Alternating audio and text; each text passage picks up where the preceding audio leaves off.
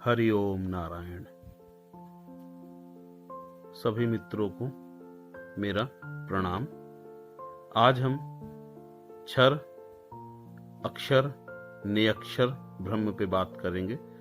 सगुण, निर्गुण और परम ब्रह्म पे आज बात करेंगे कि क्षर पुरुष क्या होता है, अक्षर पुरुष क्या होता है और नियक्षर पुरुष क्या होता है। इसी तरह सगुण ब्रह्म इसको बोलते हैं, निर्गुण ब्रह्म बोलते हैं और फिर कहा जाता है परम ब्रह्म। सगुण ब्रह्म जो है हमारा शरीर, इसके अंदर सात्विक, राजसी, तामसिक गुण होते हैं, है ना। इसको जो है हम सगुण ब्रह्म बोलते हैं। निर्गुण ब्रह्म हमारा मन होता है और परम ब्रह्म जो है नियक्षर सत्ता है, जो बहुत गुप्त है।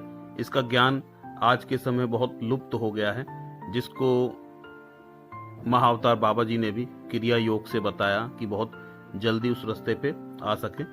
तो क्रिया योग बहुत गुप्त है, हमने इसको सहज योग से और कुछ क्रिया योग के मिक्स करके आपको क्रियाएं प्रदान करी हैं, जिससे आप आसानी से वहां तक पहुंच सके, नियक्षर ब्रह्म तक आपकी स्थिति हो पाए।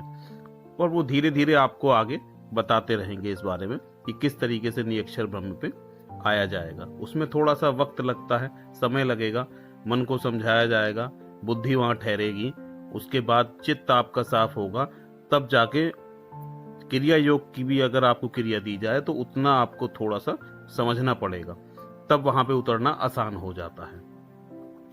तो क्षर पुरुष जो है, इसमें कहा जाता है क्षर ओमकार से कहते हैं, अक्षर सोहंग जान, नि अक्षर श्वासा रहित ताही में मन आन।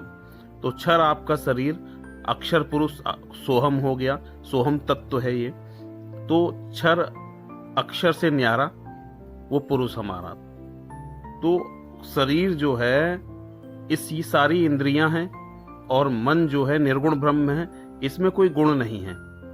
सारे गुण जो हैं आपकी इंद्रियों से जब ये जुड़ता है, इनके गुणों को ग्रहण करता है। जिस जिस इंद्रियों में जाता है उसके गुण को ग्रहण करके वो उसी तरीके से बर्ताव करता है। क्रोध का गुण इसके अंदर आता है तो ये क्रोधी हो जाता है, काम का गुण आता है तो कामी हो जाता है, लोभ का गुण आता है तो लोभ का गुण हो जाता है।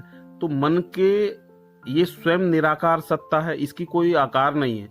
शरीर में आप कहीं भी इसकी काट छाट कर लो, शरीर में मन आपको कहीं नहीं मिलेगा। क्यों? क्योंकि इसका स्वयं का कोई आकार नहीं है। ये आकार ही इसका भोजन है, ये इसको ग्रहण करता है और अपने में ही एक बार को समा देता है। आप इसके अंदर कितने ही आकार डालो, ये अपने अंदर सारे आकार को समा लेगा। और ये नाम रूप से चलता है। अगर किसी चीज का रूप नहीं हो तो आप उसे कभी पहचान नहीं सकते, क्योंकि स्वयं इसका रूप नहीं है, उसका भी रूप नहीं है, तो ये जान ही नहीं पाता उस चीज को। तो ये निर्गुण ब्रह्म, ये मन ही है, इस मन को समझें। तो जब ये इंद्रियों से अटैच रहता है तो ये बहिर्मुखी रहता है। तो जब हम इसे अपनी इंद्रियों में लाके इसको ठहराते हैं तो ये बहिर्मुखी ना होके ये अपनी तरफ हो जाता है। तो पहले तो आप जो है निर्गुण ब्रह्म तक पहुंचने के लिए ही अभ्यास करें, क्योंकि जब जिसके आप जगह पर है या जिसके कहते हैं ना इलाके में है, तो वहां से निकलने के लिए भाई तो उस तक तो पहुंचना पड़ेगा, तब वो आपको आगे निकलने का रास्ता गुरु कृपा से मिलता है, तो उसकी सत्ता से भी पार हुआ जाता है। तो इस निर्गुण ब्रह्म में ही उतारने के लिए सबसे पहले क्रियाएं हैं कि आप अपनी जो है इंद्रियों को बिल्कुल खाली कर दें, क्योंकि जब ये खाली हो जाएगा कोई गुण इसको नहीं मिलेगा, ना देखने का, ना सुनने का, ना आप अपने मन से कोई चिंतन करें। उस समय पे ये आपकी दृष्टि जब वहां रुक जाती है, टिक जाती है, श्वासों से सुमरन होता ही रहता है। तो ये अभ्यास एक ऐसा होता है कि इस अभ्यास में स्वतः सब कुछ होता है, आपको कुछ करना नहीं है। आप कुछ नहीं करेंगे तब इस निर्गुण ब्रह्म में स्थिति होगी।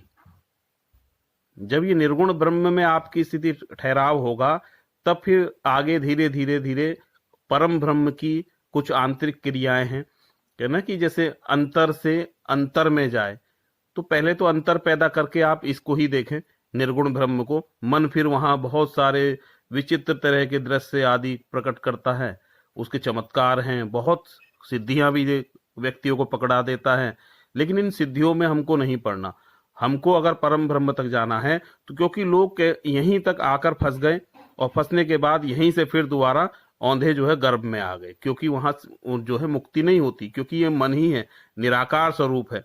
उन्होंने निराकार को ही जो है परमात्मा माना। तो सगुण निर्गुण से न्यारा वो पीव हमारा। तो सगुण और निर्गुण से न्यारा है। मन को ही आप ईश्वर मान लेंगे। मन जो है बहुत बड़ी सत्ता है ये भी। तो आप इसको समझे पहले कि मन वास्तव में जब इतना निराकार सत्ता है, निर्गुण सत्ता है, तो कितनी बड़ी ताकत होगी इसके अंदर। इसके क्षेत्र से पार निकलना इतना आसान नहीं होता। आध्यात्मिक योगिक क्रियाओं द्वारा ही अभ्यास किया जाता है। तो अपने आप को एक तो निराकार स्वरूप माने, जितने भी आकार हैं इस बाहरी और है, आप से बाहर है। तो आप जो है निराकार स्वरूप में जब वहां ठहर जाएंगे, जब इसका अभ्यास घूमते फिरते चलते भी हो सकता है, लेकिन आप अपने उस स्वरूप को समझें कि चारों ओर निराकार सत्ता आप हैं। तो ये निर्गुण ब्रह्म है। तो जितने भी सगुण में क्रियाएं, चलना फिरना उठना बैठना, सब आपकी क्रियाएं हो रही हैं, ये शरीर से हो रही हैं। ये कौन है? सगुण ब्रह्म। इसे जाने और ध्यान आगे करें। हरि ओम नारायण।